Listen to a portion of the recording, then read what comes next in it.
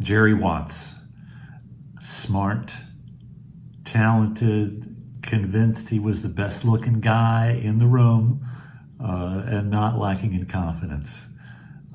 Jerry followed James Brown to Harvard, playing basketball and studying with the best and brightest, and made quite a mark on anybody that ever was around him.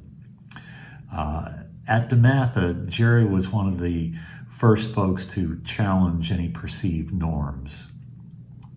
One example, senior year English class with Buck Offit. We were assigned, two-man teams to explore a topic through poetry, song, music, whatever. And Tom Smith was my partner, and our theme was, I think, discovery or something. I can't quite remember. Anyway, we were using a piece of poetry or whatever to demonstrate time flowing past like a river. And Jerry raised his hand and said, I don't see that. And so I stopped and I said, well, like Old Man River, he just keeps rolling along. And Jerry just shook his head. I said, I don't see that. I was sort of like, didn't know what to say. I turned to look at Buck, and Buck threw his hands up in the air and laughed, and he says, I don't know what to tell you. So I got to give Jerry credit for just being willing to challenge things that everybody else accepts, just to say, hey, how does that work? What do you see? I'm still not sure I convinced him of that metaphor. And Jerry was certainly one to call out inequity and racial attitudes, and usually with a letter to the editor of Stagline. I think he wrote many of those. And thinking back on the spring of our freshman year at DeMatha, when Martin Luther King was assassinated, there was civil unrest and rioting all across the country, and particularly in D.C. I don't remember much, but I can't imagine what life was like for our fellow students who had to navigate to and from DeMatha, especially those that lived in D.C. And are African American. My only exposure to African Americans were my classmates, but were they comfortable speaking up about this stuff? I don't know. I don't remember, but God bless Jerry for writing letters to the Stagline, pointing things out that needed to be addressed or rectified. One of the friends I made toward the end of my time at DeMatha showed me another side of Black culture and social consciousness, and that was Ed Healey. I first met Ed Healey in our senior year possibly. Ed was so easy to laugh. He would just, have a big heart, pull you into whatever he was doing, make you feel good. Just a fun guy, but unusual.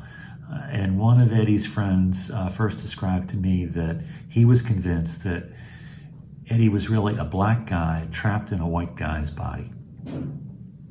Eddie introduced me to so many things: the comedy of Dolomite, the music of Gil Scott-Heron, and of course the local legend of DC TV, Petey Green.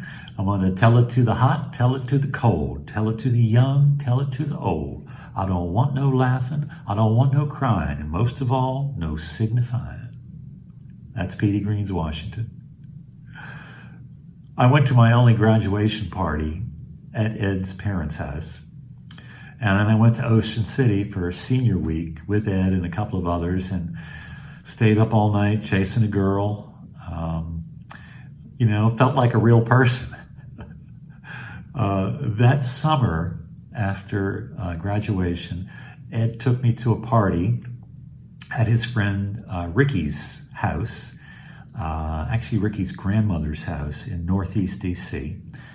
Ed and I were the only two white guys there at the party, but it was very chill, just like a neighborhood, backyard party, people hanging inside, outside. We were in the kitchen. with his friend Ricky and Ricky's grandmother. The grandmother may have been 60 to 70 years old. Suddenly a joint appeared and people were passing it around, and it got passed to Ricky's grandmother, who took it and hid it. And at that point, my mind was officially blown. Seeing this grandmother, wizened up old lady, sitting there smoking reefer in a kitchen in Northeast DC in the summer of 71. Okay, this is a great introduction to real life.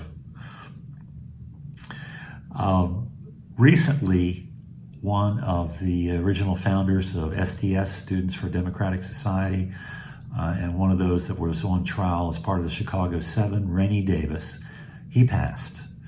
And in his obituary in the Washington Post, there was a photo of him speaking at a May Day rally in Washington, D.C.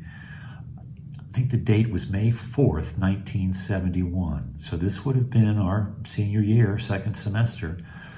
And the photo showed all these folks gathered there for this May Day rally to protest the war in Vietnam and other things that were on people's minds at the time.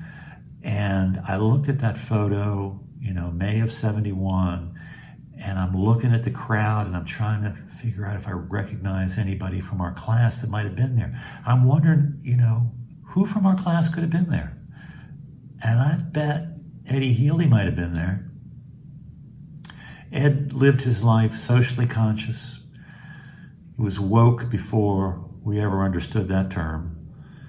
And he showed me, in a way possible, to get outside of yourself and your own skin and to see how we're all connected. God bless you, Eddie Healey.